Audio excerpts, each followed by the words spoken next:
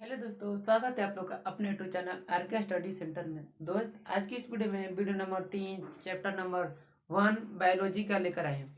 ठीक है, इस वीडियो में कल से मैं आगे पढ़ाऊंगा। ठीक है, तो चलिए बिना लेट के वीडियो स्टार्ट करते हैं। पहला नंबर में बोला है दोस्त, प्रकाश संश्लेषण होता है। बताना है हमें कि जो प्रकाश संश्लेषण होता है वो कब होता है। दिन में होता है, रात में होता है, सुबह शाम में होता है और शाम रात में होता है। ठीक है, देखिए पहला नंबर में दिया है रात में।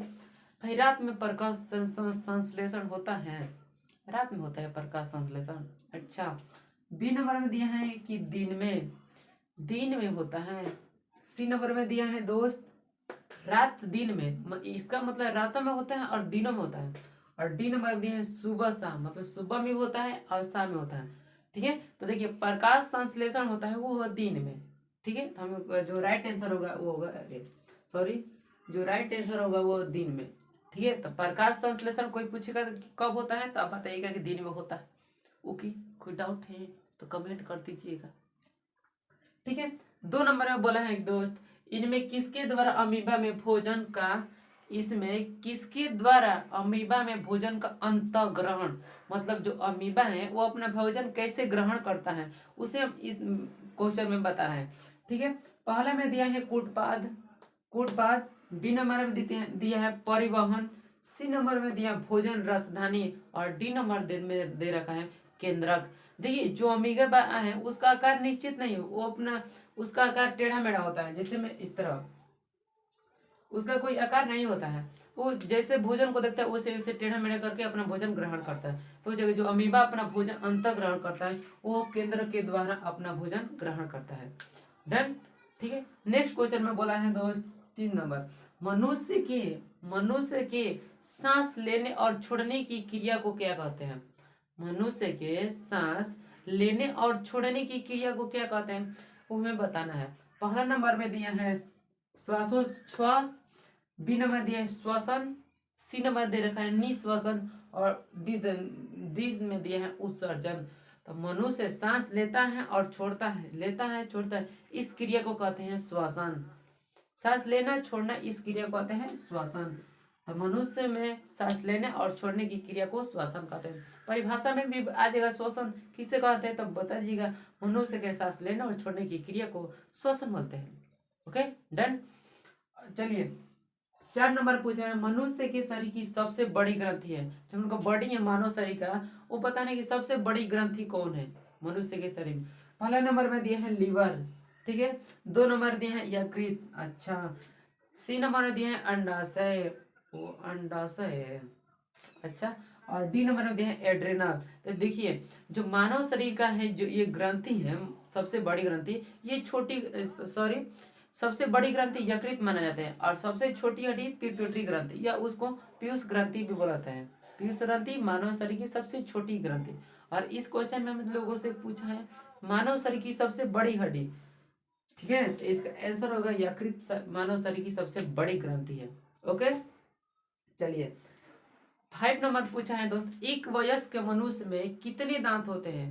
एक वयस्क मनुष्य में कितने दांत होते हैं। पहला नंबर में दिया है 28, बी नंबर में दे रखा है 30, सी नंबर दिया है 32 और डी नंबर दिया है 34। देखिए तो एक वयस्क मनुष्य के शरीर में 32 दांत होते हैं। ठीक है, तो हम जो राइट आंसर होगा वो होगा 32। डन। चलिए 6 नंबर बोला है, मछली में कितने हृदय कोष्ठ होते हैं। मछली में कितने हृदय कोष्ठ होते हैं। अब देखिए ना, मछली जो बाजार में बिकता है वही हम लोगों से पूछा है कि मछली में कितने हृदय कोष्ठ होते हैं।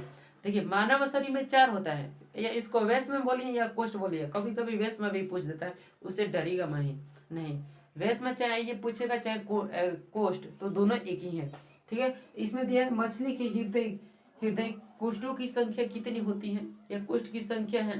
पहला नंबर में दिया है 2। अच्छा, मछली में 2 होता है, और तो उसको चीर कर देखना पड़ेगा ना कितना होता है। अच्छा, बी में दिया है 3 होता है। अच्छा, डी में दिया है 4 होता है। और सॉरी, सी में दिया है, यहाँ पर देखिए, सॉरी यहाँ पर सी होगा, सी में दिया है 4 और डी में दिया है केवल 1। तो देखिए मछली में कोष्ठों की संख्या या वेश्मों की संख्या 2 होता है। मछली में वेश्मों की संख्या या कोष्ठों की संख्या 2 होता है, ये आपको याद रखना है। और मानव में पूछेगा वेश्म की संख्या तो 4 बताना है। ओके, तो एक क्वेश्चन से हम लोग 2 क्वेश्चन को जाने, तो 2 होता है। तो मछली में इसका स्क्रीनशॉट ले लीजिए।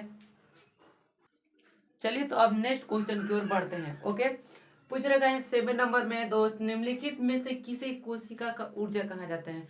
निम्नलिखित में से किसे कोशिका का ऊर्जा कहा जाता है, या उसको पावर हाउस बोल सकते हैं, पावर एनर्जी। ठीक है, कोशिका का ऊर्जा। कुछ ऑप्शन में दिया है ए नंबर में एडीपी। एडीपी एडीपी क्या है जी, बताइए आप लोग, तो मैं नहीं जानता हूँ। अच्छा, बी नंबर में एटीपी। एटीपी तो सुने हैं, एडीपी नहीं सुने हम। अच्छा, डी नंबर में सी नंबर दिया है डीटीपी। डीटीपी, अच्छा, और डी नंबर दिया है पीडीएफ। PDP, PDP. ठीक है, तो देखिए कोशिका का ऊर्जा कहा जाता है, एनर्जी ऑफ सेल, कोशिका का ऊर्जा, उसे कहा जाता है एटीपी। एटीपी एटीपी को कोशिका का ऊर्जा कहा जाता है, या इसका पूरा नाम होता है एडेनोसिन ट्राइफॉस्फेट। एडेनोसिन ट्राइफॉस्फेट होता है एटीपी का पूरा नाम। ओके, दिक्कत नहीं है, चलिए तो डन। अब पूछा है 8 नंबर है, पत्तियों में जो पत्ती आप लोग देखते हैं पेड़ का, पत्तियों में जो गैस का आदान प्रदान होता है ना, वो किसके द्वारा होता है? पत्तियों में गैस का आदान प्रदान माने आना जाना किसके द्वारा होता है, ये हमें बताना है इस क्वेश्चन में। ओके, पहला नियम, पहला में दिया है सीरा, अच्छा, दूसरा में दिया है रंध्र, तीसरे में दिया है मध्य सीरा, और डी नंबर में दिया है इनमें से कोई नहीं। तो पत्ती में भाई गैस का आदान प्रदान मध्य सिरा से होता है। अच्छा, रंध्र से होता है, सिरा से होता है। देखिए पत्तियों में गैस का आदान प्रदान वो होता है रंध्र के द्वारा। ये आपको किताब का क्वेश्चन है, पत्तियों में गैस का आदान प्रदान आने जाने का काम ये रंध्र के द्वारा होता है। यह पत्ती का हरा रंग क्लोरोफिल के कारण होता है और उसका रंग होता है हरा। ठीक है, मैं पिछले वाली वीडियो में मैं इस क्वेश्चन को बता दिया हूँ। ओके, अब पूछा है 9 नंबर दोस्त, निम्नलिखित में से कौन सा यंत्र का उपयोग निम्नलिखित में से कौन सा यंत्र का उपयोग रक्त दाब को मापने के लिए किया जाता है? जो उनका ब्लड है वो किस यंत्र के द्वारा मापा जाता है? ओके, वो हमें बताना है। ठीक है, पहला में दिया है बैरोमीटर। बैरोमीटर, अच्छा, बी में दिया है मैनोमीटर, सी में दिया स्पाइग्नो मैनोमीटर, और डी में दिया इनमें से कोई नहीं। तो बैरोमीटर से हमें लगता है कुछ और होता है, वायु दाब। मैनोमीटर तो नहीं जानता हूँ। स्पाइग्नोमीटर, स्पाइगोमीटर, स्पाइग्नोमैनोमीटर होगा, के द्वारा रक्त दाब मापा जाता है। इसके चलते स्पाइग्नोमैनोमीटर के द्वारा रक्त को मापा जाता है। ओके, चलिए तो आपके नेक्स्ट क्वेश्चन की ओर बढ़ते हैं। देखिए रक्त के हल्के पीले रंग के चिपचिपी द्रव्य को क्या कहा जाता है? जो हम लोग का रक्त है में हल्का पीला होता है, उस चिपचिपे पदार्थ द्रव को क्या कहा जाता है, हमें बताना है। ठीक है, तो चलिए इसको भी हल कर लेते हैं। पहला में दिया है प्लाज्मा, बी नंबर दिया सीरम, सी नंबर में दिया लिफ, और डी नंबर दिया लसिका। तो जो हम लोग का हल्के पीले रंग के द्रव, चिपचिपा द्रव, उसको कहते हैं प्लाज्मा को कहते हैं। प्लाज्मा को कहते हैं, रक्त के हल्के पीले रंग के चिपचिपा द्रव्य को प्लाज्मा कहते हैं। ठीक है, प्लाज्मा कहते हैं। ओके, और 11 नंबर क्वेश्चन दिया है, ये किताब का क्वेश्चन है, रेजिन किस पौधे का उत्सर्जित पदार्थ है? मतलब रेजिन एक ऐसा पदार्थ है जो उत्सर्जित का काम करता है, वो हमें बताना है कि कौन सा इसमें पेड़ है। पहला दिया है कनेर, दूसरा दिया है पीपल, तीसरा दिया है चीड़, और डी नंबर दे रखा है बबूल। तो देखिए रेजिन चीड़ से प्राप्त होता है। रेजिन किस पौधे का उत्सर्जित पदार्थ है? तो चीड़ पौधे का उत्सर्जित पदार्थ है, ये होगा हम लोग का चीड़। ये रेजिन से पौधे से प्राप्त होता है चीड़। ओके, चलिए तो 12 नंबर क्वेश्चन में बोल रखा है दोस्त, 12 नंबर क्वेश्चन में ग्लूकोज कितने कार्बन के परमाणुओं से बना है? यहाँ कितने प्रकार से कार्बन से बना है? ग्लूकोज कितने कार्बन से बना अणु है? जो ग्लूकोज में होता है सॉरी देखिए, जो ग्लूकोज होता है उसमें बताना है कि कितने कार्बन होते हैं, सीधा सीधा। ठीक है, तो सबसे पहले हम तो ऐसे नहीं बता सकते हैं कि 3 होता है, 6 होता है, 5 होता है। सर देखिए यहाँ पर 3 यहाँ पर लिख दीजिए 7। तो हम ऐसे डायरेक्ट नहीं बता सकते कि इतना होता है। ठीक है, तो सबसे पहले हम इसका फॉर्मूला जानेंगे कि कितना होता है ग्लूकोज का। ठीक है, तो देखिए ग्लूकोज का फॉर्मूला होता है 2C6H12O6।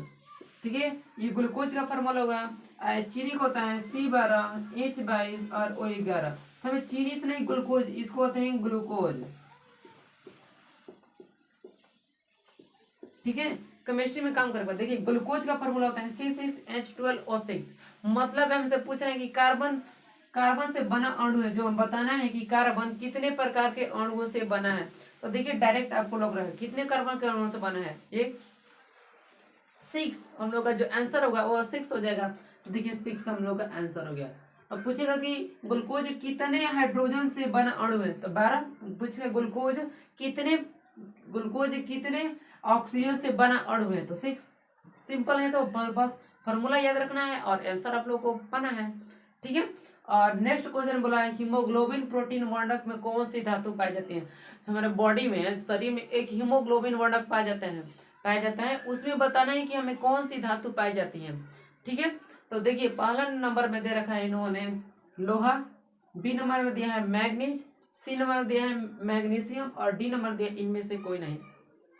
ओके, तो हमें इसको बताना है। तो देखिए मैग्नीशियम तो होता नहीं है, मैग्नीशियम मैग्नीज होता है, ये हम तो नहीं सुने हैं।